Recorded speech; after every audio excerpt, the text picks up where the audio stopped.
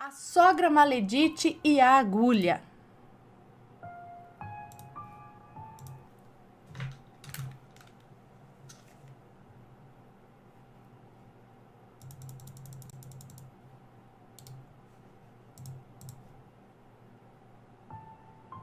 Aí. A sogra maledite e a agulha.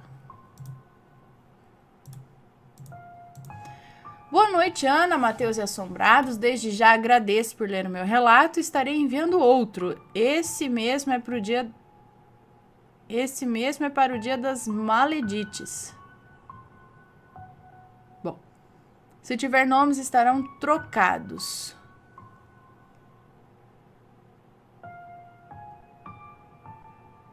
Mas esse aqui é de maledite?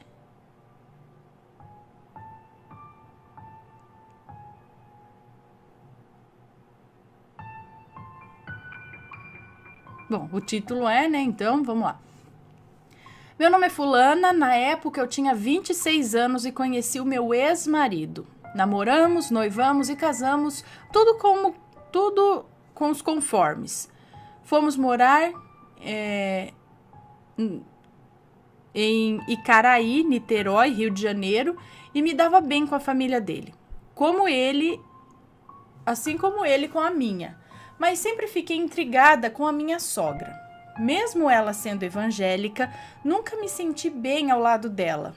Enfim, casamos, Ana, fomos viajar em lua de mel e quando voltamos estávamos felizes e confiávamos um no outro. Na primeira noite, quando fomos deitar, escutamos na parede do quarto 3 batidas, como se alguém tivesse no outro quarto. A casa tinha 3 suítes. Levamos um susto, Ana. Íamos namorar, até desistimos. E fomos pro quarto, e não tinha ninguém. Depois andamos a casa toda e nada. Voltamos broxados e fomos dormir. Ana, isso aconteceu em 3 dias consecutivos. Após o 3º dia, tudo mudou. Eu era supervisora numa empresa e ele advogado. Nosso relacionamento foi indo de mal a pior. E em resumo, ele saía na sexta, voltava na segunda, tomava banho e saía. E eu não ligava, eu não falava, não brigava. Eu saía também. Só não tive relacionamentos, e isso, graças a Deus, eu não levo comigo. Em uma noite, ele me chamou para jantar fora. Fomos à boate e de lá fomos para um motel. E lá foi um sonho, como se tivéssemos acabado de nos conhecer. Acordamos pela manhã e fomos viajar. Quando voltamos para casa, mudou tudo de novo. Não sentia nada por ele. Chegou ao ponto de dormirmos em quartos separados. E um belo dia, ele chegou com um presente, dizendo que a mãe dele mandou para ele. Ele chegou com um presente, dizendo que a mãe dele mandou para ele.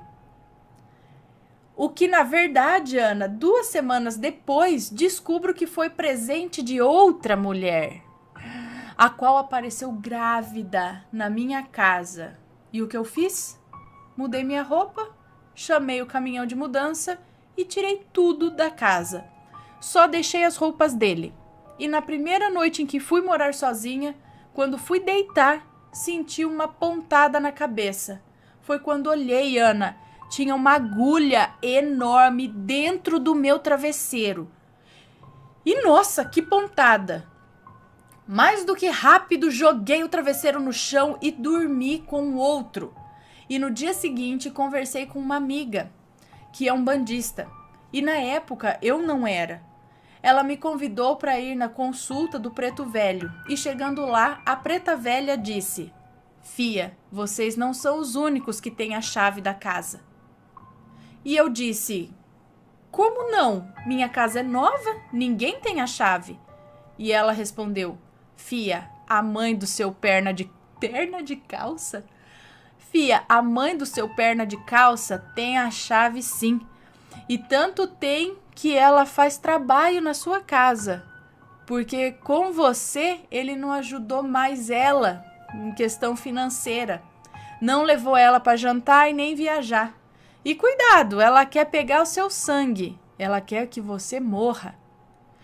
Ana, a minha amiga não sabia do travesseiro, apenas das batidas. E quando a velha disse, peguei o carro, fui para casa e levei o travesseiro para a preta velha. Chegando lá, ainda fiquei esperando 4 horas, pois eu teria que ser a última. Quando todos foram embora, ela disse que ia resolver. Pediu uma bacia de ferro, colocou algumas coisas dentro e colocou fogo. E nisso colocou o travesseiro. Ana e Assombrados. E colocou fogo no travesseiro, é isso. Ana e Assombrados. O fogo mudava de cor. Uma hora era laranja, depois vermelho e depois preto. Sim, fogo preto. Escutei barulhos estranhos e ela disse, vai para casa, tome o banho dessas ervas e vai dormir. De lá para cá, minha vida melhorou. Eu estou com 40 anos, casada novamente, muito feliz. E em relação ao meu ex, não está... E agora, o meu ex não está nada bem. Depois de mim, casou 4 vezes. Até em sua profissão ele não está indo bem. E sobre a mãe dele, não sei de nada. Mas ainda fico boba, sabe? Mas fico boba em saber de como as pessoas podem ser bem ruins. Bem, tem um outro relato que aconteceu comigo, antes de casar com o meu segundo marido. Beijos pra você, Matheus, as crianças e os bichos e todos os assombrados. Tchau! Um beijo pra você, muito obrigada. Gente do céu, como a pessoa pode ser ruim a ponto de fazer magia pro outro morrer? E alguém ali que tá próximo. Por puro ciúmes. Agora que ele casou com ela, ele não paga mais, não me leva a jantar. E aí eu vou fazer uma macumba pra ela morrer, porque aí resolve todos os problemas, né? Vai nessa. Como pode, gente do céu? Tudo doido. Tudo doido.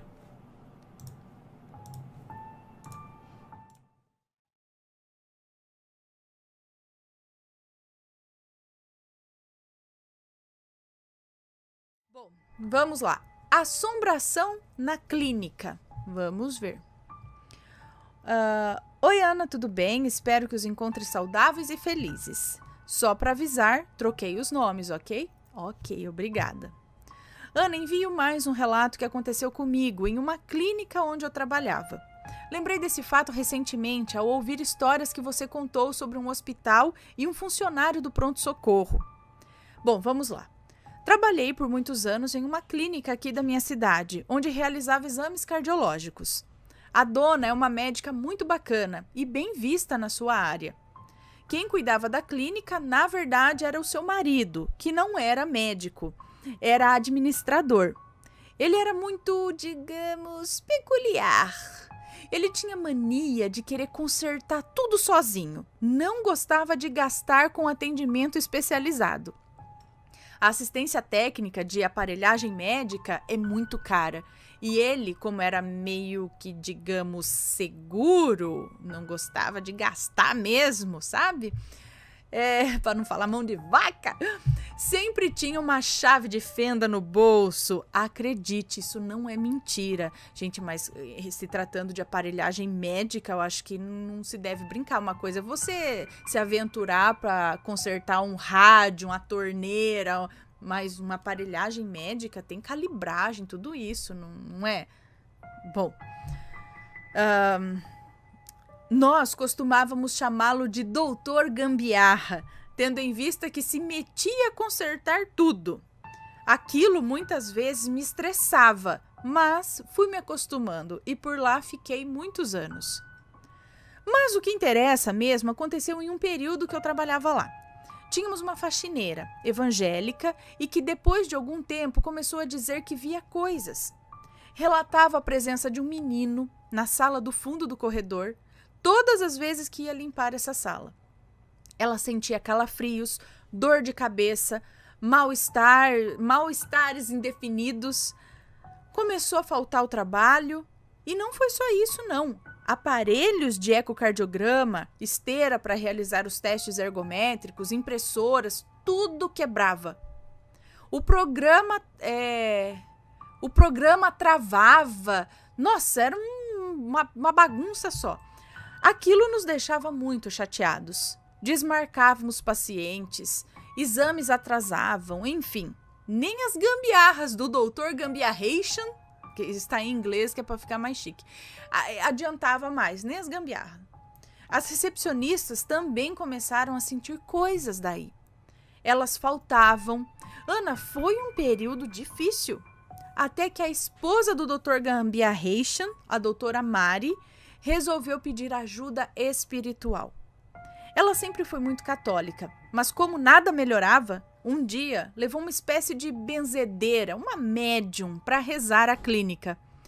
Segundo o que a gerente me contou, ela percorreu todas as salas, rezou, aspergiu uma espécie de mistura de sal grosso com ervas, até terminar tudo.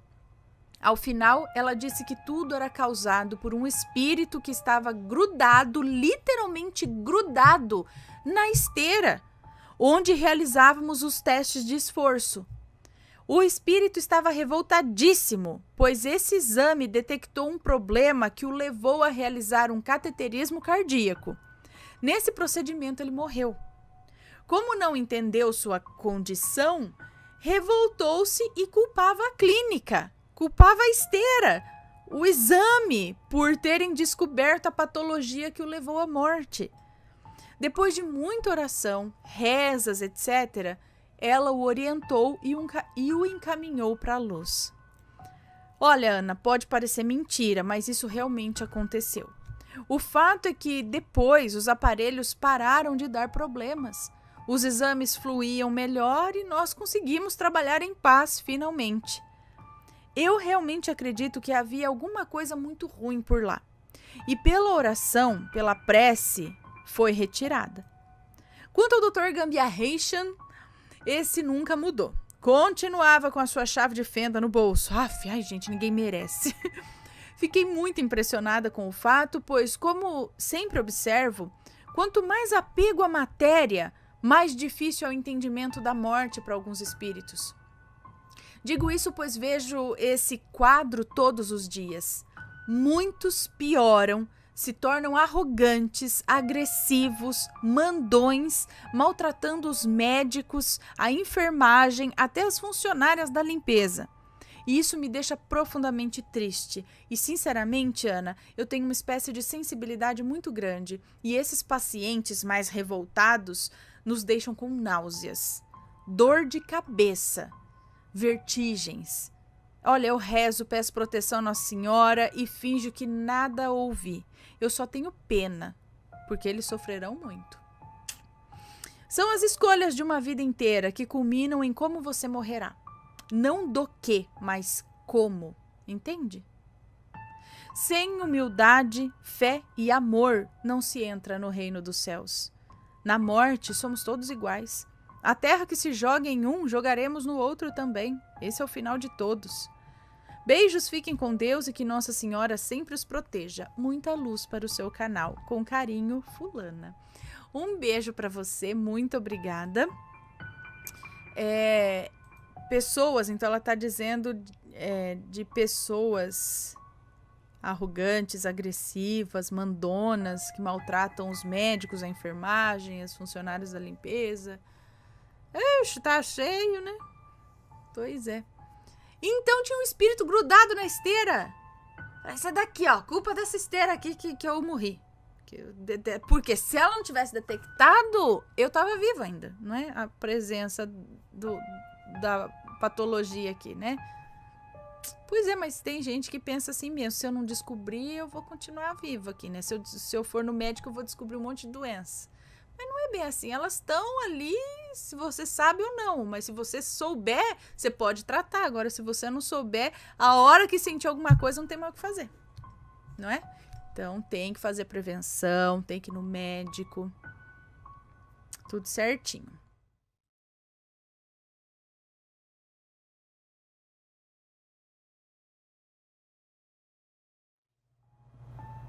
Vamos então para o próximo relato de hoje, que é este daqui. Deus me curou através de um homem cego. Vamos ver. Olá, Ana e todos os assombrados. Quero compartilhar com todos vocês a história da minha cura. Eu vou espirrar, pera. Quero compartilhar com todos vocês a história da minha cura. O relato não terá nomes, vamos lá. Esse fato aconteceu quando eu era ainda muito pequena, por volta dos meus 2 anos de idade. Hoje eu tenho 31 anos, sou casada há 13 anos e tenho 2 princesas, uma de 11 anos e a outra de 8 anos. Pois bem, eu nasci em 1990, na capital de São Paulo. Minha mãe conta que no dia do meu parto, né, ela teve uma hemorragia muito severa, quando comprava o meu enxoval no finado Mapping. Quem aí já foi no Mapping? Eu já fui no Mapping.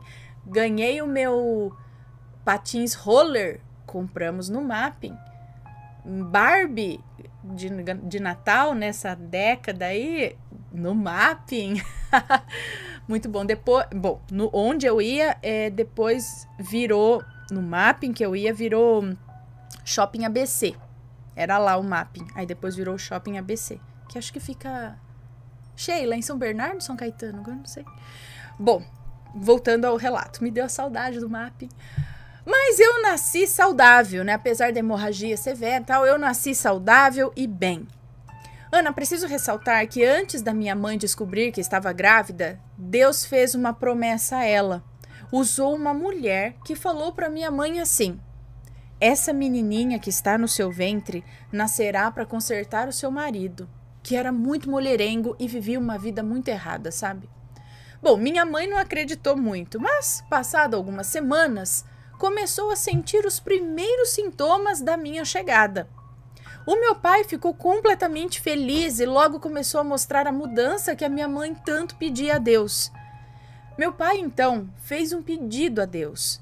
Pediu que viesse uma menininha loirinha, de cabelo cacheado, porque era o sonho dele. E dito e feito, eu nasci do jeitinho que ele pediu. Meu pai, então, se firmou com Deus, se apegou de verdade a ele e largou toda aquela vida errada. Passados alguns meses do meu nascimento, os meus pais notaram que havia algo de errado comigo. Ana, eu simplesmente parei de fazer as necessidades fisiológicas. Sim, meu sistema digestivo inteiro simplesmente parou de funcionar. Os médicos não sabiam explicar as causas e não achavam doença nenhuma para explicar. Ana, eu sofri com essa condição até quase 3 anos de idade. Toda semana, os meus pais me levavam ao médico para fazer lavagem intestinal. Minha mãe xingava que eu sofria muito. Minha mãe xingava que eu sofria muito. Xingava? Minha mãe xingava que eu sofria muito, chorava muito e eu me desesperava. Eu não entendi. Minha mãe xingava que eu sofria muito e eu me desesperava. Óbvio que os meus pais sofriam muito também. Enfim, um certo dia, o meu pai, muitíssimo aflito com a minha condição, estava sendo uma noite muito difícil para mim aquela noite. Ele foi até o quintal, olhou para o céu e chorando clamou a Deus: Senhor, eu me consertei, eu estou vivendo uma vida íntegra. Por que a minha menina está sofrendo tanto? Eu te imploro, meu Deus, cure a minha bebê e por onde eu for, contarei o meu testemunho. Ele conta que depois disso eu dormi de cansaço e dor. No outro dia, Ana, um homem conhecido da minha família foi nos visitar no fim do dia e junto com ele levou um irmão da igreja, um homem muito usado por Deus. Esse homem era cego. Ele entrou, cumprimentou a todos, tomou um café e pediu para orar. Mas antes da oração ele disse assim: aqui nessa casa tem uma criança, é uma menina. Essa menina tem um problema muito grave no intestino e sofre demais. Tragam ela aqui, porque Deus está mandando orar por ela e hoje ela será curada. Nunca mais sofrerá desse mal. E Deus mandou falar que ontem ouviu o seu clamor no quintal e hoje ele atenderá o seu pedido. Disse isso ao meu pai.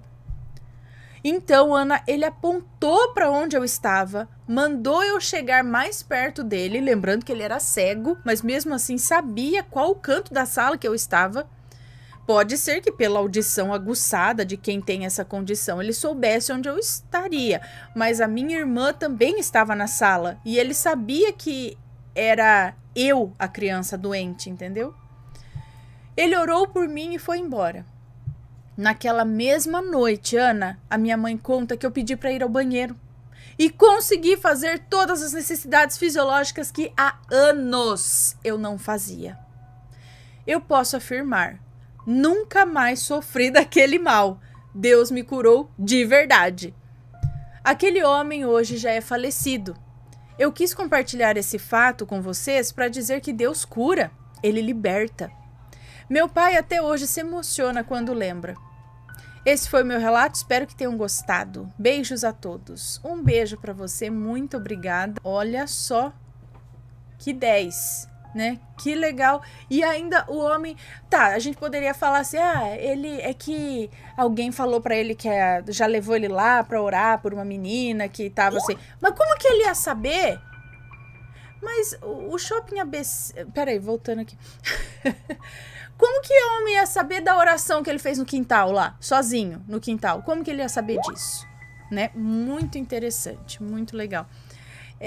Aqui, a Sheila tá falando que o Shopping ABC fica em Santo André. Mas o Shopping ABC, ele já não fica ali na divisinha, mas pro lado de outra cidade e não de Santo André?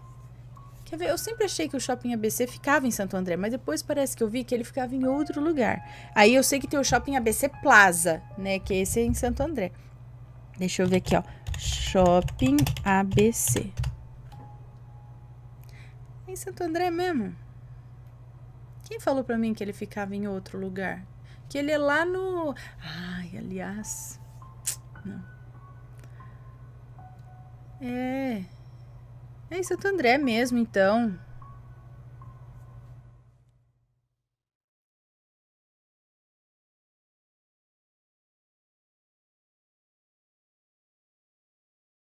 Meu clone. Meu clone. Mais um de clone, que já dá coletânea. Clones. Doppelgangers, enfim. Oi, Ana e Matheus. Acompanho o canal de vocês há muito tempo. Desde quando a Ana nem sequer aparecia porque não gostava. Pode me chamar de fulano. Tenho 20 anos. Tenho um bloqueio quanto ao primeiro nome aqui. É porque muitas pessoas dizem assim, os nomes já estão trocados. Só que elas dão o nome delas mesmo no início. Eu vejo pelo e-mail. Então, tipo assim, eu, Ana Paula, vou mandar um relato. Falo, todos os nomes já estão trocados. Oi, meu nome é Ana Paula. Então você não trocou todos, o seu tá lá. Então eu sempre digo fulano, tá? Pra não cair nessa.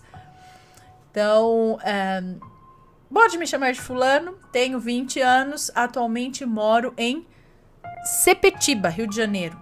E tomei coragem para contar esse relato depois que vi o vídeo de vocês falando sobre o mesmo assunto.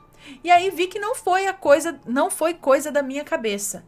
Eu sou médium desde pequeno, mas nunca percebi.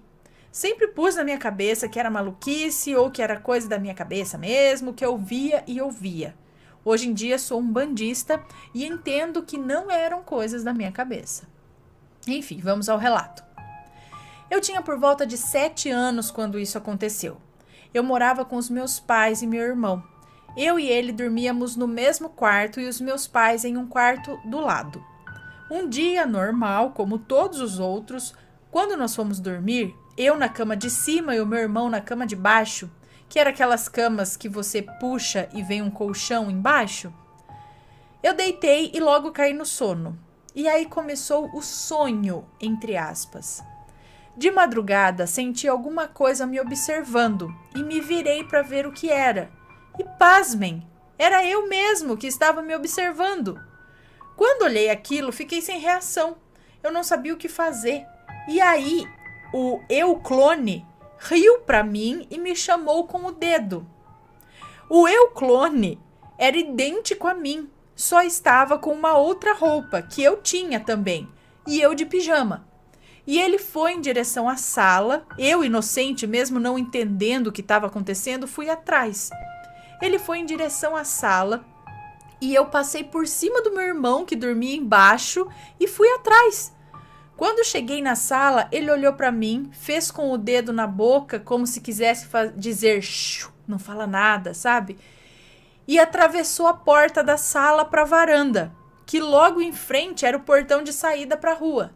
E então eu meio que naquele transe, que só podia ser um transe, porque se eu tivesse totalmente acordado, eu já teria corrido faz tempo. Fui atrás, destranquei a chave que ficava na porta e o eu clone estava indo em direção ao portão. Me chamou com a mão e atravessou o portão da rua. Naquele momento, quando eu ia descer os 2 degraus da porta da sala, alguma coisa me falou: acorda, não vai. Até então, no meu subconsciente, eu achava que era um sonho, mas quando eu me dei conta, já estava com o primeiro pé encostado no primeiro degrau, quando eu consegui acordar, sair do transe. E eu realmente estava na porta.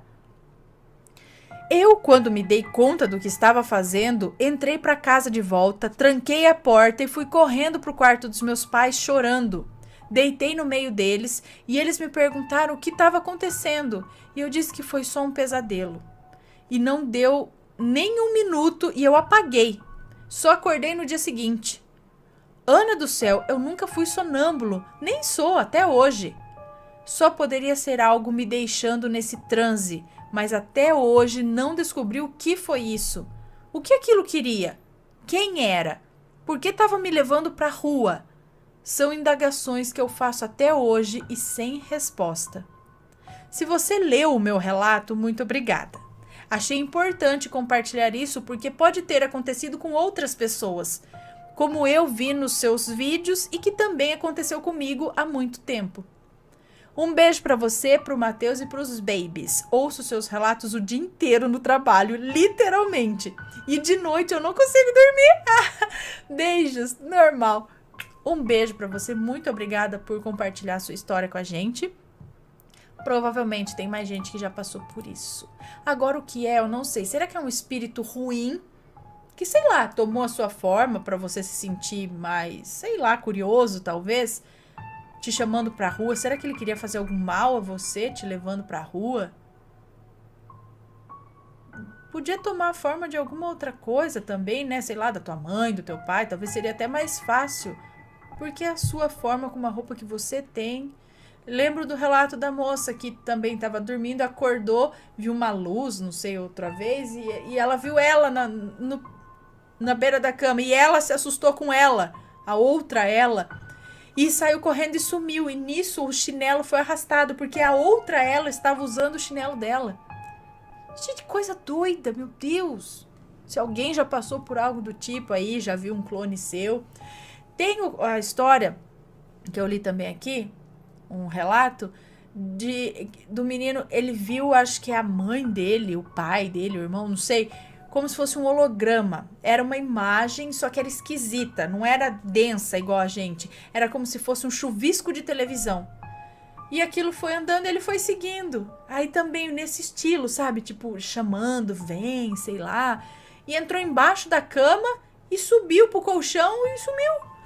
E aí ele viu, acho que isso 2 vezes. E quando ele comentou com o irmão contou que já viu essa mesma coisa também na casa. E sempre parecendo um parente. Ou era a mãe, ou era o pai. Que é isso? Se alguém tem um relato parecido, manda pra gente.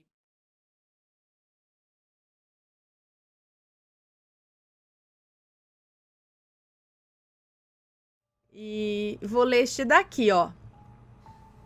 Foi pedida aí esses dias. Vamos ver. Nihon no Obaki. Rosmeia, ajuda eu que eu não sei o que é esse daqui não. Nihon no Obaki. Olá, Ana, meu nome é... Sim, é fulana. Em japonês, pra te sacanear. Sacaneou, mas porque eu não sei ler isso aqui. Eu tenho 32 anos, moro no Japão faz quase 18 anos, entre idas e vindas. Sou casada há 5 anos. Ah, monstro ou fantasma do Japão. Ah, ok. É isso.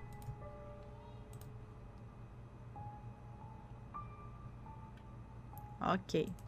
Tá, ainda bem que tem o Rusmé aqui pra ajudar.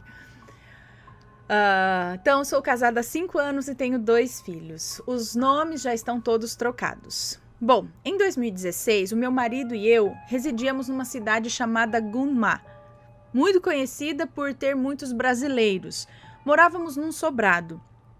Era um fim de semana e não lembro ao certo o motivo, mas o meu marido e eu estávamos discutindo. A verdade é que eu estava brigando com ele, era coisa boba, nada demais. Algumas horas depois, decidi limpar a casa e acender um incenso para purificar o ambiente, que eu senti estar meio carregado. Eu procuro descarregar o ambiente quando acontece alguma briga ou discussão. Eu faço a limpeza física e depois a energética, astral, enfim. Eu estava incomodada, pois sentia uma presença negativa depois da discussão.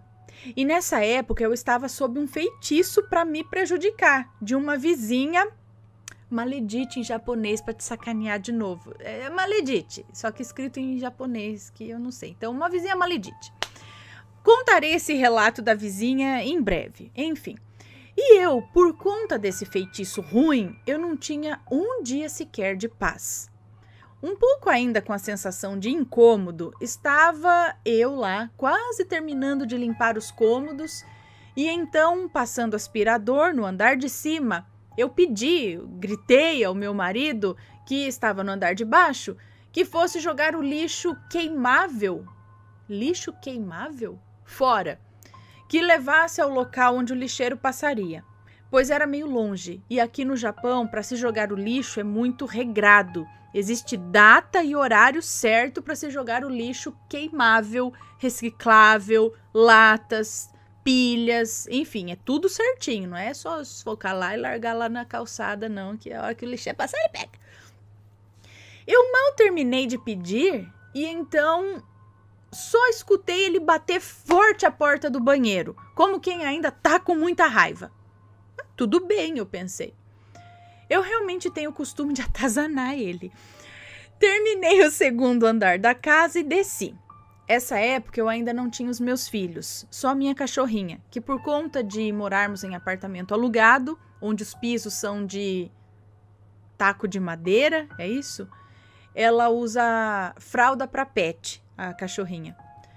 Antes de passar o aspirador no primeiro andar da casa, eu decidi trocar a fraldinha dela. E então vi que meu marido ainda estava no banheiro, pois estava o locked em vermelho, locked. Trancado o banheiro, em vermelho ali, né, de porta trancada, tava o sinal. E então eu disse a ele, eu vou chamar ele aqui de Japa. Então eu falei pra ele, Japa, vamos depois no sem não sei o que shop, loja da Iso, é isso? Não sei o que é isso, gente. Eu preciso comprar algumas coisas. E ele me respondeu do banheiro mesmo, com uma baita bufada. Parecia que estava possesso. Nessa hora eu fiquei assustada. Pensei no quanto ele deveria estar bravo, que também não era para tanto, enfim. Eu ouvia ele bater com os pés no chão, como quem está impaciente ou ansioso. Quando eu fui pegar o aspirador para começar a passar na sala, alguém chegou, abrindo a porta de casa, fazendo barulho, jogando as chaves. E quem era? Se morávamos apenas nós dois naquele sobrado, era o meu marido. Ana de Deus, eu devia ter colocado a fralda, era em mim mesmo também, porque o susto que eu tomei, eu cheguei a passar mal. Gaguejando, eu disse ao Japa, tem alguém no banheiro. Eu disse em tom baixo, segurando o braço dele, puxando ele já para fora para a gente correr. Ele arregalou os olhos, foi até o banheiro e viu que realmente a porta estava trancada. A luz também estava acesa e ele notou que tinha alguém lá.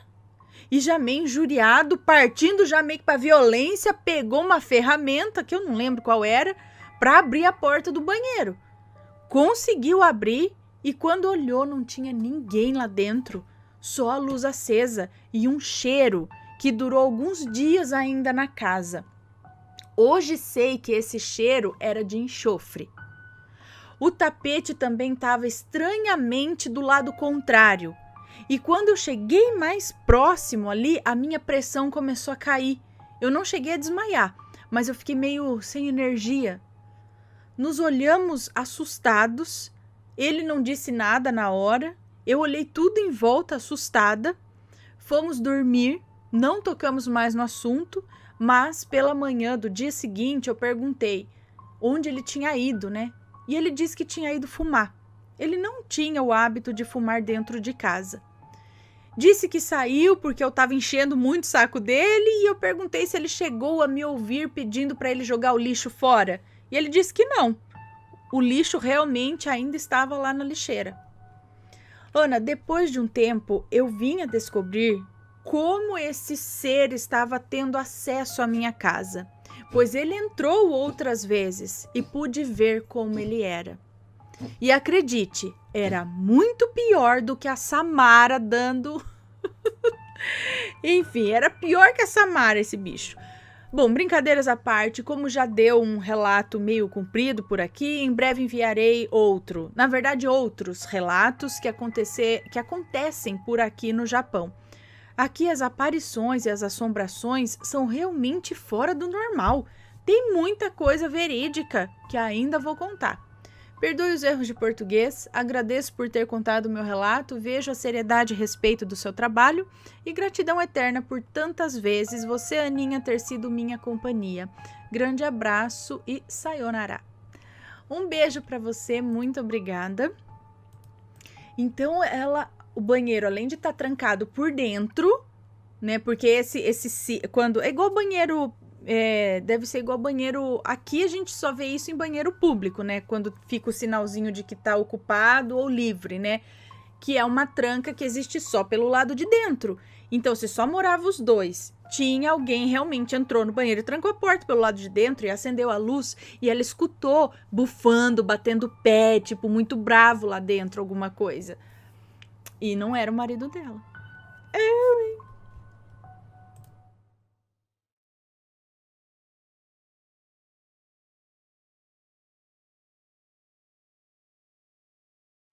Bom, premonição, nasci com esse poder.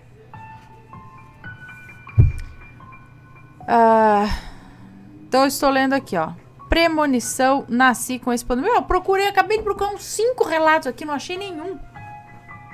Eu vim aqui te ajudar, Bom, amor. Fala um aí que eu vou procura a lista ali que eu tenho no... Você tem aonde? No Drive. Você tá usando o Drive? Agora eu procuro, porque agora eu fiquei orgulhoso. Então tá. Meu cox está doendo. Lá. Premonição, nasci com esse poder. Ana, sou sua fã e adoro os relatos. Estou sempre que possível acompanhando o canal e a página no Facebook. Você é minha diva inspiradora. Ai, imagina, obrigada, gente. Não sabe o impacto positivo que você, no vida de nós, esteve na minha vida. Mas isso não vem ao caso, já que estou aqui para relatar a minha primeira experiência sobrenatural. Obrigada. Um beijo. Bom, quando era pequena, morávamos eu e meus pais num sobrado pequeno nos fundos da casa dos meus avós maternos. E na casa ao lado moravam os meus bisavós. Maternos. Nós tínhamos no quintal atrás do sobrado um cachorro boxer chamado Rai-san. Para ir da rua até a entrada do sobrado, que era lateral, e até esse quintal, se passava por um portão de metal. Uma área e mais um portão de metal que separava o quintal. Um dia, quando tinha entre 4 e 6 anos, não me lembro bem, eu tive um sonho vívido. Minha mãe, como de costume, saía pela porta do sobrado e ia em direção ao quintal alimentar Rai-san, e eu logo atrás dela. Minha bisavó tinha o costume de trazer já cortados e adoçados morangos que ela mesma cultivava. Ela entrou por este primeiro portão que estava aberto e me oferecia uma tigela com os morangos. E eu, feliz, devorava os morangos. Quando eu olho através do portão da frente e vejo a grama do lado de fora crescer muito rápido, alcançando mais de 2 metros de altura. Eu me assusto sem entender o que está acontecendo e derrubo a tigela no chão. Do meio da grama saíram 2 pequenos demônios, ou monstrinhos, como queiram chamar. Na época, ainda não existia o desenho, mas esses demônios me lembram muito o desespero e agonia do desenho do Hércules da Disney. Ah, Desespero e Agonia é o nome dos demônios. Eles eram gargulinhos, né? Bom, não sei.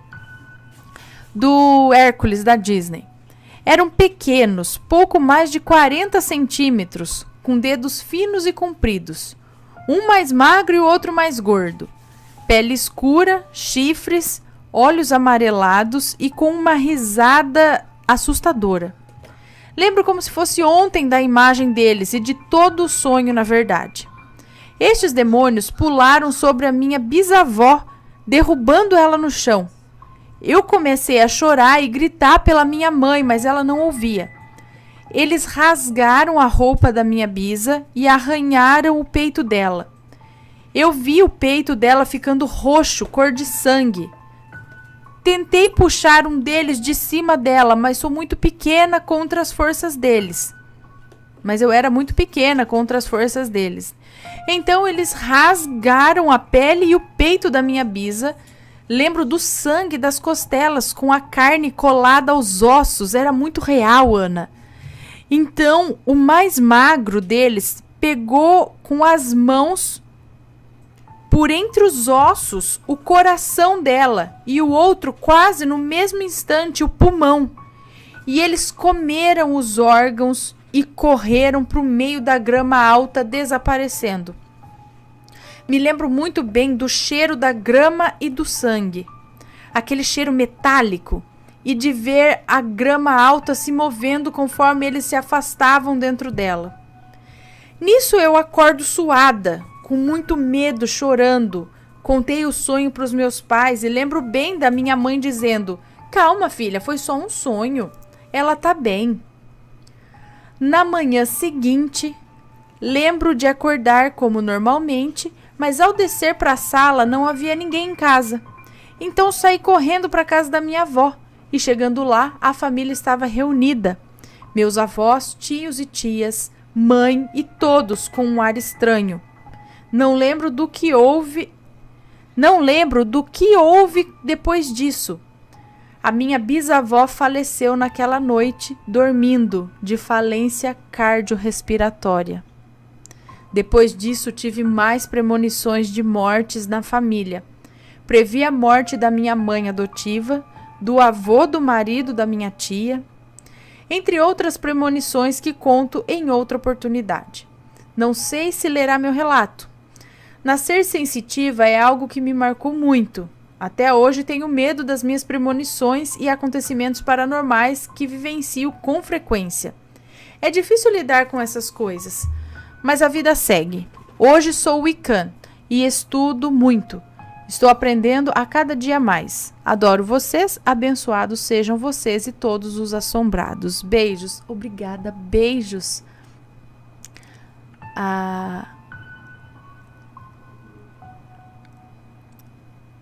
Que louco. O sonho. Cadê o controle do ar? O sonho dos demônios vindo apertar o coração, rasgar o peito, apertar o coração e outro pulmão, e de repente, naquela mesma noite, ela realmente amanhecer morta com parada cardiorrespiratória, gente. Que é isso?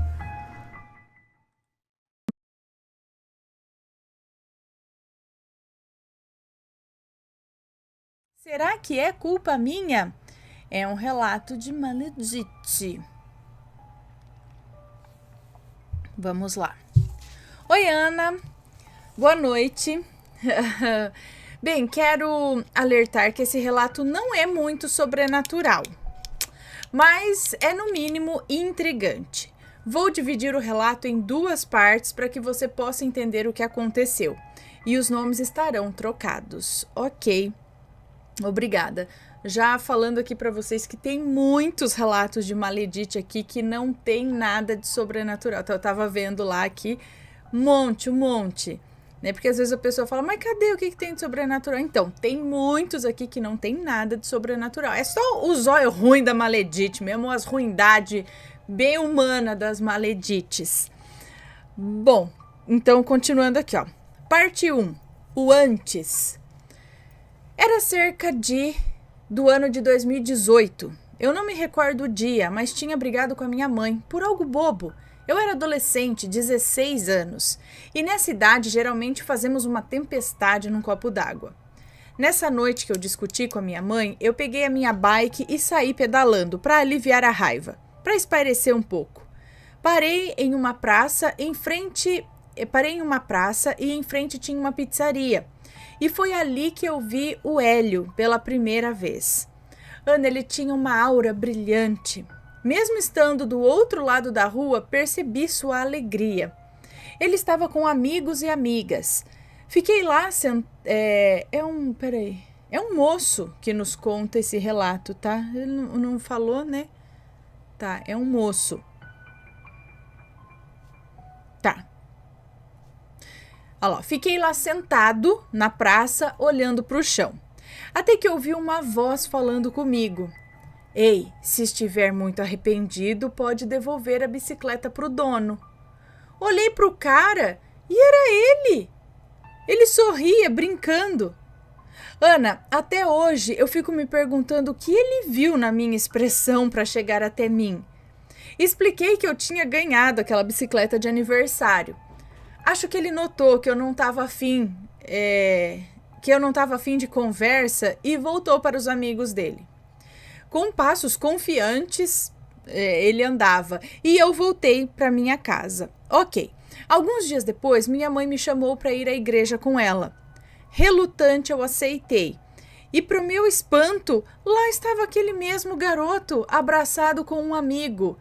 Ana, e mais uma vez eu vi aquela alegria que exalava dele. Era quase palpável. Quando a reunião começou, esse amigo dele foi o orador e deixou o Hélio sozinho. E eu sentei do lado dele e assistimos à reunião. No final da reunião, ficavam todos ali de papo, sabe, conversando, e o Hélio lá, rodeado de amigos. Eu queria falar com ele, agradecer pelo menos pela tentativa dele me animar aquela noite, mas como eu poderia? Ele era tão confiante, com uma voz firme, alegre. Aí ele começou a correr pela rua com uma garotinha de uns 3 aninhos e a minha mãe tinha acabado de falar com as amigas dela e nós fomos embora. Nos dias que se passaram, eu não parei de comparar aquele garoto. Ele todo confiante, seguro de si, e eu tão tímido, envergonhado, até que achei aquele amigo que ele estava abraçado na igreja no Facebook. E tinha uma foto deles na pizzaria daquela noite. Na foto todos estavam sérios, tipo, tenho que ficar bem na foto. Menos o Hélio. Ele fazia careta, quase enfiando o dedo no nariz do amigo, sabe? Olhei cada perfil marcado na foto e achei ele. Mandei convite e depois disso começamos a conversar. Não sei o motivo, mas em poucas semanas eu comecei a confiar tanto nele. Meus amigos sempre me julgavam, pareciam nunca me entender, mas ele não. Contei a ele o quão infeliz eu me sentia. Nos tornamos amigos, mas eu tinha certa inveja dele. Eu chamava assim de inveja branca. Mas hoje eu sei que inveja é inveja. Com o crescimento da nossa amizade, ele me confidenciou coisas. E uma dessas coisas era que naquela noite que eu o vi na pizzaria, o namorado dele tinha terminado com ele por ter se apaixonado por outro. Mas que ele estava feliz pelo ex estar feliz e bem também. Perguntei o motivo dele não estar no mínimo chateado e ele só respondeu: quando gostamos de alguém, ficamos felizes por esse alguém estar feliz, mesmo que não seja ao nosso lado. Lembrem-se dessa fala. Bom, com o tempo, eu me apaixonei pelo Hélio. Ao menos pensei estar apaixonado. O tempo passou e, apesar da dificuldade, eu consegui conquistá-lo. E começamos a namorar escondido, já que os meus pais eram muito homofóbicos. Conheci os amigos dele, ele conheceu alguns meus. Os mais íntimos sabiam de nós. Mesmo namorando com ele, eu tinha inveja. Ele chamava a atenção em todo lugar que ia. A maioria das pessoas gostavam dele. Ao menos era isso que aparentava. Quanto mais eu convivia com ele, mais inveja eu tinha dele. Ele falava mais de 2 idiomas. Ele escrevia textos lindos sobre autoestima para um site. Até coisas bobas eu comecei a invejar, como o fato dele saber se vestir e ser sempre tão estiloso. Ana, o sentimento que eu tinha por ele foi indo embora.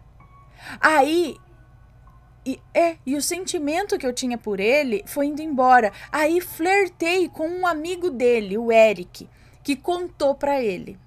E para minha raiva, ele não ficou com raiva. Ele só quis saber se eu ainda gostava dele. Eu disse que sim, que eu só estava de brincadeira com o amigo dele. Bom, algum tempo depois nós terminamos. E ele não se abalou. Ele continuou alegre, confiante, sorridente. Eu ainda o via na igreja. E na minha cabeça só tinha um pensamento. Tomara que o diabo acabe com essa maldita confiança dele e acabe com ele também. Parte 2. O mal. Algumas semanas se foram, eu não o via mais, nem sabia mais dele. Conheci no Facebook um outro cara, vamos chamá-lo aqui de José. Ele era lindo, bem de vida, morava em uma área residencial. Começamos a conversar e depois nos vimos pessoalmente. Um dia eu, mexendo no Facebook, vi uma foto do Hélio. O José perguntou se eu o conhecia e eu falei que sim. O José não suportava ele. No começo falava mal dele e eu só ouvia, mas depois nós dois achávamos defeitos nele, fazíamos piadas e começávamos a gargalhar. Algumas semanas depois, o José me pediu em namoro. Eu, encantado, aceitei. Tive minha primeira vez com ele, me apaixonei por ele. Um dia, após a aula, fui para casa e vi o Hélio lá, junto com o José, conversando com a minha mãe. Ela estava pistola da vida. Percebi só pela feição dela. Quando me aproximei, ela perguntou que papo era aquele que eu estava dando em cima do namorado do Hélio. Eu neguei, mas o Hélio mostrou para ela as nossas conversas pelas redes sociais. Aí eu não pude negar mais. Peraí, não entendi. A mãe estava pistola. Quando me aproximei, ela perguntou que papo é esse que eu estava dando em cima do namorado do Hélio. Peraí, era o José? O José... Fiquei confusa, gente. Enfim. Mostrou para ela... Mas o Hélio mostrou para ela nossas conversas pelas redes sociais. Aí não pude mais negar. Minha mãe me expulsou de casa por eu ser gay. Meu pai pouco fez sobre isso. Fui morar com a minha avó. Alguns dias depois, o José me esperou na saída da escola, nem deixei ele falar nada. Fui perguntando o motivo dele fazer aquilo. Ele me disse que era um dos melhores amigos do Hélio, que se aproximou de mim a pedido dele para saber por que eu enganei ele. Dei em cima dos outros caras porque eu magoei tanto. Não entendi. Acho que por que eu enganei ele, por que eu dei em cima dos outros caras, por que eu o magoei tanto? Ana, e aquela história de querer ver a felicidade do outro, mesmo se não for conosco? O Hélio se afastou dos amigos e tudo mais, ele se isolou por um cara da igreja. Eu fiquei sabendo que ele começou a fazer um tratamento psicológico, começou a tomar diversos remédios e o pior, o maior e melhor amigo dele morreu poucos dias antes do Natal, devido a uma complicação cirúrgica. E esse era o motivo do afastamento dele. Não estar disposto a sofrer mais. Porém, mesmo estando assim, ele continua confiante. Se envolveu com caras importantes, porém nenhum relacionamento durou. Sua relação familiar é péssima. Outro dia eu o vi no mercado que trabalho atualmente. O notei flertando com um rapaz que ficou caidinho por ele. Não pensei duas vezes, fui até ele e pedi perdão por tudo. Perguntei se ele sentia raiva de mim. Ele disse que não, que nem conhece isso, já que sua voltagem é muito maior. E... Ele nem diz que nem conhece isso, já que sua voltagem é muito maior e sente ódio mortal mesmo. É isso? Quando voltei para casa, acendi uma vela branca e orei por ele. Pedi que alguma força divina o ajudasse. Quando eu dormi, sonhei que conversava com um senhor. Ele disse que o Hélio estava assim pela inveja que eu sentia dele, pela praga que eu roguei nele. Me pediu para orar muito por ele e que no caminho do Hélio tem um anjo para ajudá-lo. Porém, as sombras não o deixam receber essa ajuda. Ana, não sei se esse sonho significa algo ou se eu só sonhei isso por pensar muito em tudo, né? Será que eu sou o culpado? Será que fui um maledito na vida dele?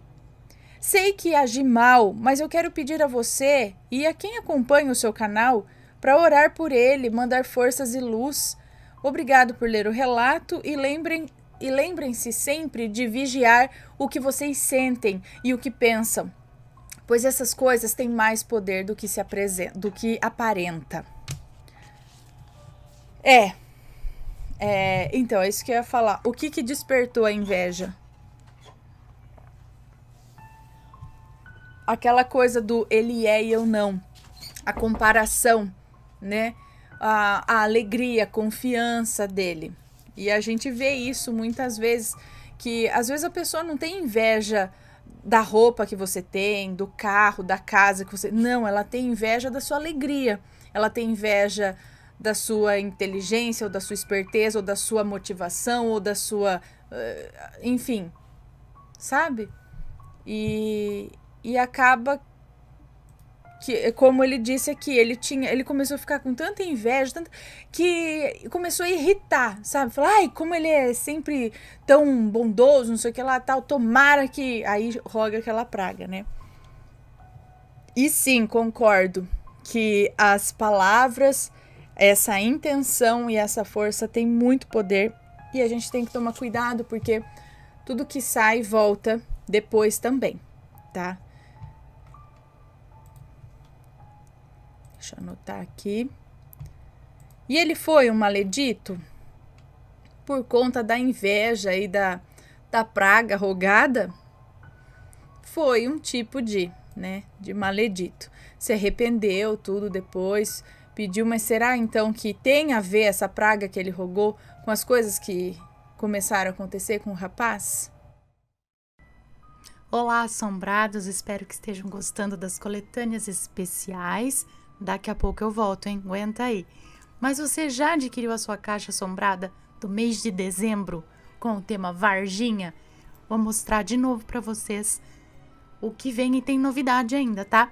Olha, você vai receber uma camiseta aqui, ó, de Varginha que brilha no escuro.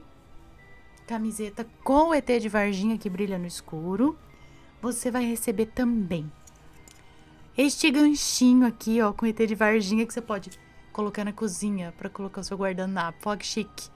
Guardanapo no ET de Varginha. Você fixa aqui na parede, tá bom?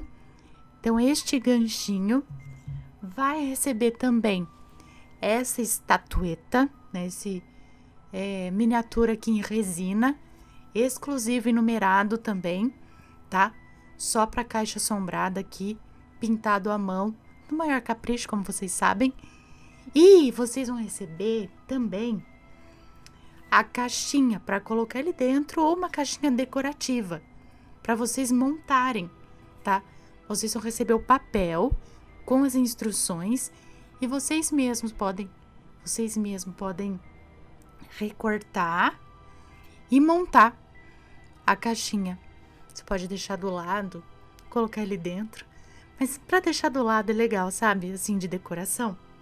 E também esse display, que você também vai montar, dobrar, para colocar o seu ETzinho nele aqui, ó, na frente do muro, onde ele foi visto, né? Aqui assim, ó. Então, você vai montar esse display que vai na caixa junto com as outras coisinhas. Tem mais coisa, tem incenso, tem a receita, tem uma guloseima maravilhosa que eu não consigo parar de comer, tá? Então, vai estar bem legal. Essa caixa tá bem legal, garante a sua, tá? E logo mais a gente se vê aí nos relatos de novo, assim que essa bonita dessa voz voltar. Ela tá voltando aos pouquinhos. Beijos e até lá.